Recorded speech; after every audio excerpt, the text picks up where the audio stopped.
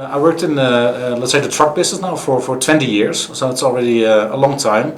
And I was used to work in the Dutch market. My background is on one hand marketing and sales. I think that's my major focus over the last years.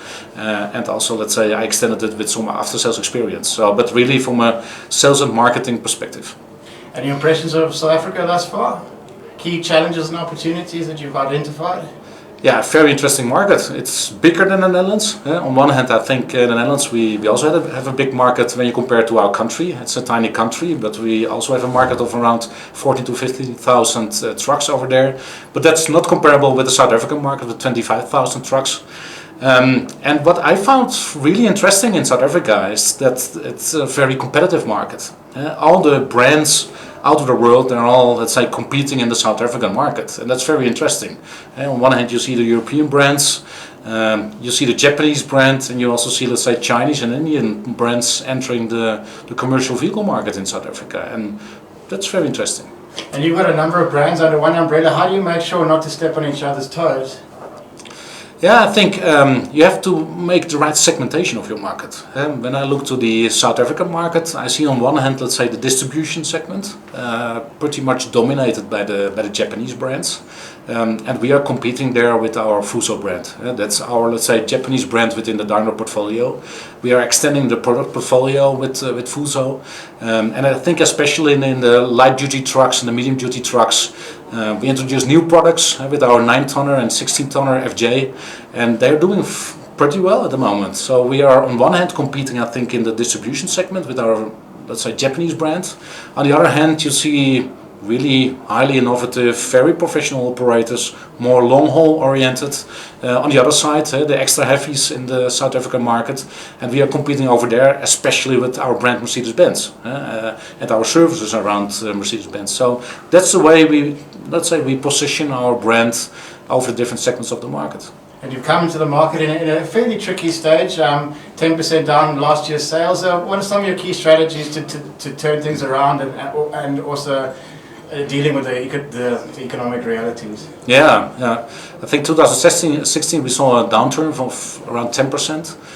First impression for 2017, when I visited some customers and some dealers, they're quite optimistic at the moment. They say it's getting better now than the second half of 2016. I also saw some economical reports that the economy is picking up. I think the rain was very good for South Africa, so that was very good for the agricultural sector in South Africa. Mining is picking up. Inflation is relatively stable at the moment, so I think that are positive indicators also for the market development. Yeah, we cannot, let's say, determine the market. Let's say the market has to grow. But I think I'm quite optimistic for 2017. And sad to see the Freightliner exiting the country. What's going to take the place? Is Actros going to be taking the place of that in terms of long haul? Freightliner is not exiting the country. The only thing is we're not, let's say, selling new Freightliners anymore. So we still will provide our customers with the right services when it's about parts, when it's about services out of our dealerships. On the other hand, we still have a lot of used Freightliners available. We are selling over our truck store. So Freightliner for us in the upcoming years will still be a very important brand, but we're not selling new Freightliners anymore. When I look to the operators, I think most of them will sell a new Mercedes Benz in the future. We already were able to, let's say, sell a lot of new Mercedes Benz Actros to Freightliner customers. And I think that will grow over the next years, especially with the new truck coming into the market. And given the popularity of Freightliner, would you ever look at reintroducing if the exchange rate strengthened in the future? No, I think that's more a strategic decision. So if we say we stop with Freightliner, then that's it. So that's not a discussion. Let's say 1 year you have the Freightliner, next year you go out because of exchange rate. I think that's more a strategic decision we have made. And on the other hand, we will extend our Fuso and Mercedes-Benz program. So let's say the cap of Freightliner will be filled with future products out of the Fuso and the Mercedes-Benz brands. And the success of Truckstore must be really great for the business? I think it's a key success factor for our new truck business, because I think if you have a platform truck store where we can sell, let's say, our used trucks, and where we also can give residuals to our customers, because I think that's very important also in South Africa, that we can sell our trucks over monthly rates and that we give them residual values. I think that's a major key success factor for our success and our market leadership in South Africa. Oh, and obviously your telematics and after sales is a key backbone of your business as well. Already today, we have a 75% penetration of Fleetboard in our Mercedes Benz trucks. I think that's very high. That I think in the whole world that's one of the highest numbers. So the penetration of Fleetboard is on a very high level, and I think that will continue over the next years, because there will be a lot of more services combined with Fleetboard to let's say to provide our customers on one hand with the best uptime, the best availability of their trucks, but also, let's say, the ways to organize their services in the future. I think that's also, next to having the best hardware and new hardware in the marketplace, we will also provide our customers with new services. Speaking of hardware, fully autonomous driving making waves in Europe and America. When might we see something like that in South Africa? Yeah, autonomous driving, let's say, we have the first experience in Europe, but that's more from a pilot. So also in Europe it's not allowed to autonomously drive trucks. There are two big, let's say, projects. There's on one hand platooning, so really combining, let's say, maybe 3 or 4 or 5 trucks behind each other as a kind of a big road train. That's one project. The other project is really autonomous driving. But also in Europe we're not that far yet. We need different legislation, and we need a lot of change in Europe.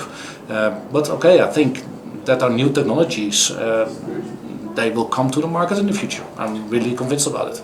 And speaking of new technologies, how do you maintain the quality while still pushing the envelope of new technology? Yeah, I think, let's say today, Mercedes-Benz is trucks you can trust. So we stand for quality. I think that's the backbone of Mercedes-Benz trucks, and that makes us successful today. I think also with new technology, when I look to let's say the new actors in Europe, and also the actors we will have in the future in South Africa, it has tested over millions of kilometers, and it's already there since 2011. So we will introduce maybe a new truck for the South African market, but that technology is already, let's say, 5 to 6 years available in Europe. So I think the reliability as of today, which we have with the current actors, will also be with the upcoming products. And the light commercial industry is doing far better than the heavy commercial industry. What are some of the success stories with Fuso as it starts to grow in South Africa?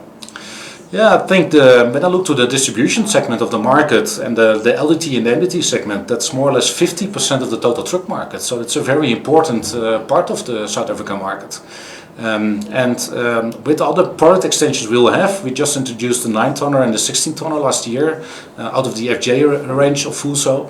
We will introduce the 2628 this year as a new product into the market. It's also a very important, the 3-axle Fuso, a very important product for the South African market. I think based on that product development, combined also with service development, with having the Fuso Fit repair and maintenance contract into place, with having the right offering of finance products in place, I think we can support our customers and develop our market also in that part of the South African market. Is there a lot of shared R&D between the various brands? Research and development? Absolutely. We are, let's say, we are Daimler and we have different brands, but I think you always search for synergies. And I think if we have very good experience with certain products or engines on the Mercedes-Benz truck side, why not sharing them with Freightliner or with Fuso? So I think on a Daimler company level, we are always looking for synergies and let's say make use of technologies. And as you grow your business into Africa, where are the key opportunities are you highlighting? I think on one hand the South African market, I still see a lot of opportunities in the South African market, especially from the Fuso side. I think we can grow our Fuso volume significantly in South Africa due to the fact that that's really dominated by the Japanese brand. And I think with Fuso we are really able to grow our shares in the LT and the MDT segment. On the other hand, it's also part of our regional center strategy that we also want to grow our business in what we call the new countries. On one hand over used trucks, on the other hand also over, let's say, new trucks, and that are not huge markets, but I think it's also helping us in growing our overall performance in the Southern African region. And finally, in December of this year, how many trucks will you be happy with in terms of sales figures? Yeah, I think it will be on a higher level than 2016. So we see some growth at year end, and let's see, Gregory, at year end where we land. It's let's say the year just took off. So let's see in 3/4 of a year.